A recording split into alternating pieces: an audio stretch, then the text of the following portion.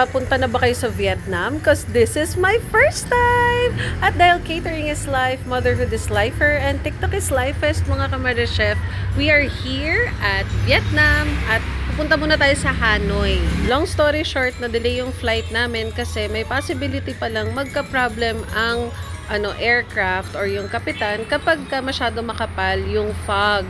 So, hindi siya nakapag-land. So, nagkaroon kami ng 5 hours na delay na nasa airplane lang kami.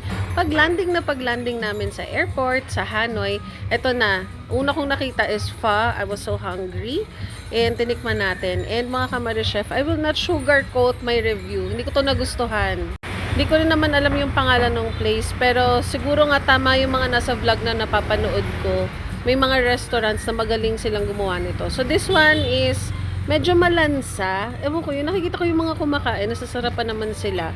Pero ito, malansa talaga yung pho nila. Because our flight got delayed for more than 6 hours, ang nangyari sa akin ay sumakit ang likod ko and we opted not to ride the sleeper bus.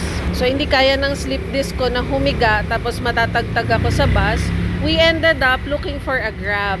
So, from Hanoi Airport, the Grab is around 2.7 million dong or around mga 5K to 6K siya, no?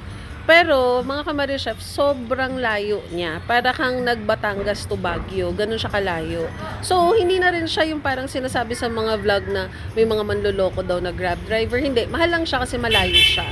O, ang ingay. I'm sorry. I'm in the streets. So, nag-stop over kami dito. Napakabait ng driver namin.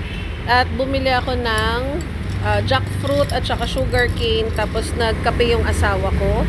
We spent siguro wala pang 500 pesos. Nakakatuwa mga kamare chef kasi ang mura ng mga commodities dito, lalo yung kape nila, ang sarap. Tapos ito na kami, bigla na lang sumigaw yung driver namin, "Sapa!" Bigla siyang gumano, nagising ako.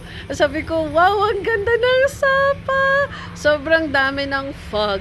Bakit may konting fog ba? Sobrang kapal ng fog. Kasi, mga kamare chef, I really like cold weather. May fascination ako sa cold weather. Tsaka, umasa akong magkaka-snow. Ngunit wala. Pero okay na rin to. Ayan. So, this is the nightlife. A glimpse lang of the nightlife. Mamaya pa namin or bukas pa namin titignan. Ito pa lang yung pag-arrive namin kagabi. Yung mga nadaanan namin. Ang ganda, ang linis. Mako-compare ko siya sa... Oh, it was 9 degrees last night. Mako-compare ko siya sa Baguio but a little bit mas maganda. So, dito kami nagstay sa Sapa Diamond Hotel or Diamond Hotel Sapa. Ayan. Tapos, it's a 10-minute walk going to the city. Medyo tahimik. The room is not as fabulous as the others na nakikita ko sa vlog. Pero decente naman. Ayan, parang na lang siya, hindi lang na-maintain yung hotel, pero magaganda yung niya, yung mga fixtures, mga ganun-ganun. Tapos ito na kami pagising namin mga kamare chef, akyat na kami sa 11th floor for the buffet breakfast. Gusto ko lang i-shoutout yung nag-vlog na napakaganda daw dito sa Diamond Hotel. Salamat. Ay nako! Oh, anyway, so, syempre mura siya mga kamare chef. Ano yung expect mo, 'di ba? Maganda nga yung fixtures niya, don't get me wrong. Hindi lang nila na-maintain. So, ang naman nila, wifi maganda, hindi lang malinis yung banyo, pero pwede nang tiyagain, hindi tayo mag-arte-arte. Ang stay namin dito, 3 araw, tapos 6K. Hindi na yun masama. Ito yung 11th floor, that's the view of their breakfast buffet. Maybe I have stomach ache, pero lahat yata ng kinakain ko lately, hindi ko nagustuhan yung lasa. So, baka acquired taste or ewan ko ba, basta masama yung pakiramdam ko dahil sa biyahe. Pero nagustuhan ng asawa ko. Pero ako, hindi ko siya gusto. So, hindi ko maintindihan. So, ipopost ko pa rin siya for the sake of posting it. Ayan, so may mga panudal-noodle, may chicken, may fried rice, may lugaw, yung bok choy. Mayroon sila, nagustuhan ko to yung tinapay na parang fried. And also, their orange marmalade. Tapos, lagi sila may suha. Tapos, ito na yung kape na sobrang tapang. Tetestingin lang natin. Tapos, naghahanap ako, sabi ko, ba't walang sabaw? Ba't walang sabaw? Ang lamig-lamig. And then, nakita ko dun sa ibang tao. Sabi ko, ay, may sabaw sila. So, nasa ibang station pala siya.